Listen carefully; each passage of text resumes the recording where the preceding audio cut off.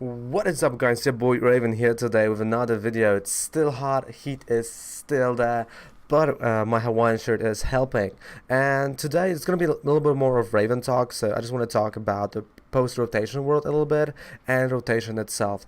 Just because this week is going to be on this channel post-rotation week, and I'm gonna try to upload at least 4 post-rotation versions of my deck. Again, with a pinch of salt because Unified Minds is gonna be post-rotation and we not have Unified Minds right now. But again, I'm gonna tell you what cards I would put after Unified Minds. So what I honestly think about a post-rotation world, I think there are only gonna be 3 decks that will dominate, and one of them is going to be Pikarom, and I'm gonna upload my post-rotation version of Pikarom today on the channel. And honestly, I tested it yesterday, and the fact that you can still dominate current meta with the post-rotation Pikarom, so without Guzmas, without escape ropes, without rescue stretchers, without many key pieces like Eevee for my Jolteon, it's incredible. Still turn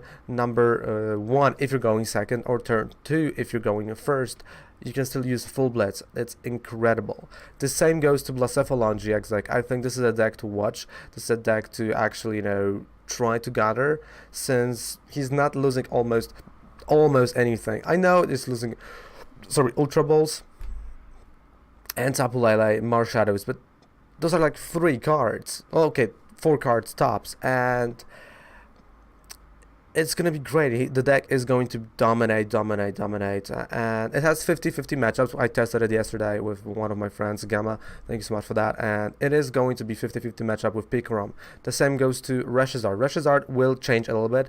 Will not probably Evilax due to lack of Kiawe in the format, but definitely it will still be really good, right? I think we're gonna go more heavy on Volcanion a little bit, because again, not having Kiawe means that that you can't really accelerate turn 1 your Evilax, which is a good thing for everyone, but not for Reshizard players right now.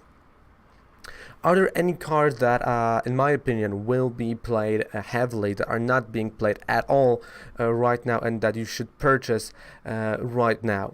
Yes, they are. Honestly, they are. I think as the week will progress, I think I'll find some more cards. But as of right now, as of the recording of the video, so for more cards you have to check the decks, my post rotation decks, honestly. So basically, what I think. The number 1 card that everyone will have 4 copies of is Custom Catcher. Why Custom Catcher? Basically, this is going to be, besides Volcanion's ability, right, Volcanion Prism ability, the only way to switch your opponent Pokemon. I know there might be some ways, but there's not gonna be any supporter, not any trainer besides this, right? And there's no trainer coming in Unified Minds, which means that you really want to play Custom Catcher, and you have to play 4 copies of it, right? So what I think, the decks will get more consistent, but also there's going to be less and less plays for certain cards in your deck, which is not a great thing, to be quite honest with you, because like I had troubles to fit Electro Powers in my electric type deck due to having so many different stuff that I have to have. So Custom Catcher, definitely a card that you want to have 4 copies of, and it's super cheap right now, okay? So if you're thinking like me, you want to think ahead, just go with it, right? You just buy it right now. The other card I think it's going to be played is Pokemon Fan Club. We're not going to have a lot of Pokemon Search, right? And honestly, Pokemon Fan Club is really filling this gap, is filling this place. Also, if you're playing a lot of Prism cards, then Licia. I know I played Licia previously in my Jolteon deck. I tried her lately, and she's really good if you're really thinking about Prism cards, right? If you're having a lot of Pokemon that are Prism cards, Prism Star cards, basically. Really good card, because again, we are missing those drawing power, right? We are missing a lot. Let's be honest, no Nest Ball, no Ultra Ball, no Great Ball, no Pokeball, no Timer Ball. Well, a lot of balls. Also, Elm's Lecture, Elm's Lecture, fantastic drawing power. for those 3 Pokemons up to 60 HP. So definitely for baby decks or decks that are up to, like, stage 1, stage 2, definitely a great card. Then what else? 4 Pokegears. That's gonna be 3 or 4 Pokegears. It's gonna be a must. Why? Well, there's no Tapu Lele, and you want to hit those supporters when you need them. So you kind of see where we're going, right? There are going to be definitely more cards, but I'm going to talk about them during the videos. But also, like, a few key cards that I think you should get, and they're really cheap right now, so get them. But the format is going to change, and I think it's going to be a lot slower, which is a good and bad thing. Good because it's going to be more technical, but at the same time we have 45-50 minute time limit, which is not enough time to play those rounds. What I also think about post rotation, as of right now, stage 2 decks will not be able to compete against GXs or any almost baby decks. I know it's like, wait, Raven, they will. There's not enough drawing power for those. With baby ones, I might agree. We can have the Pokemon Fan Club, sure, but for the stage 1s and especially stage 2 decks that use Rare Candy, because Rare Candy is not rotating out, I think they have no chance. Like, they have no chance right now, as you can see from the meta, because there's no, like, I still have in front of me Madison, and there is no stage 2. Okay, yeah, literally no stage 2 deck. 1 Vikavolt, and that is it, right? Okay, baby Charizard, and that's honestly it. There's no other stage 2 decks now, and the rotation makes them basically obsolete. Like, you can throw your stage 2 decks out of the window because the consistency is just not going to be there. You're unable to, we tested it with Ninetales third type, and it was hard to manage stage 2 right now. Again, cards like Cherish Ball will come, so I honestly think we're gonna see more and more GX cards. We're gonna see more and more tag teams, and that's kind of where meta is going. I don't think they want us to play a lot of those baby decks. They are, focusing towards tag teams and towards GXs, and you can clearly see that, because post rotation is going to be easier than ever to get GXs, right? When you're playing, let's say, a stage 1 electric type, whatever, let's say Jolteon, because we're not going to have EV. You have electromagnetic radar. Super easy card, bam, you get those stage 1s, right? Or stage 2.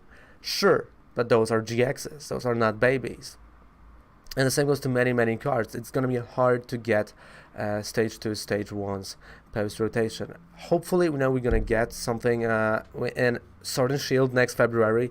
I hope for Ultra Ball, I hope for Nest Ball still, but I would not focus on it right now. So what I would focus, if I were a person that is not going to play any regionals, maybe the 1 cup and that's it in this season, just try to create yourself some post rotation deck.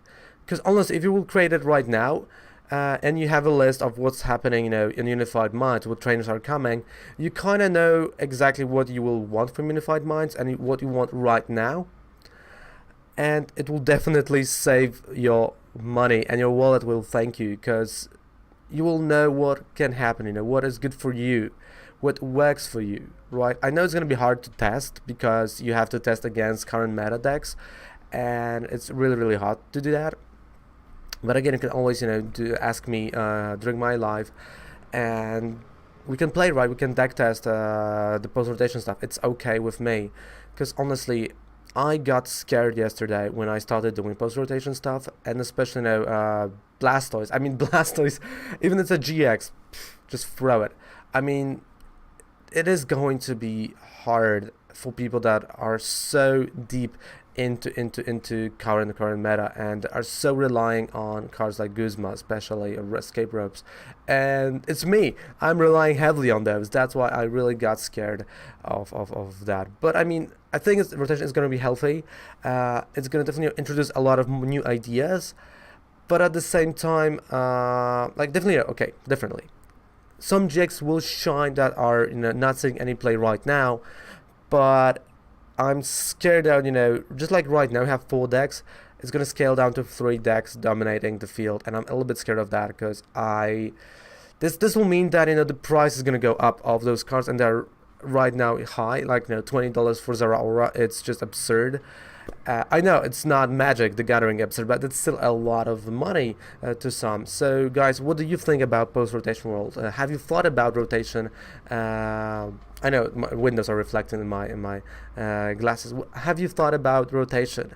Have you thought, like, wait, what cards am I gonna need? Maybe we're selling the cards right now to get the stuff ready for post-rotation. I want to know your opinion. What cards do you think are gonna be played, are not being played? You know, where to invest your money, what cards to play, to purchase right now, so you will not overpay later.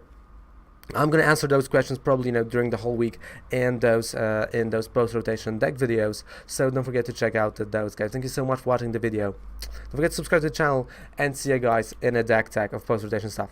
And on Twitch, Raven loves you. Bye.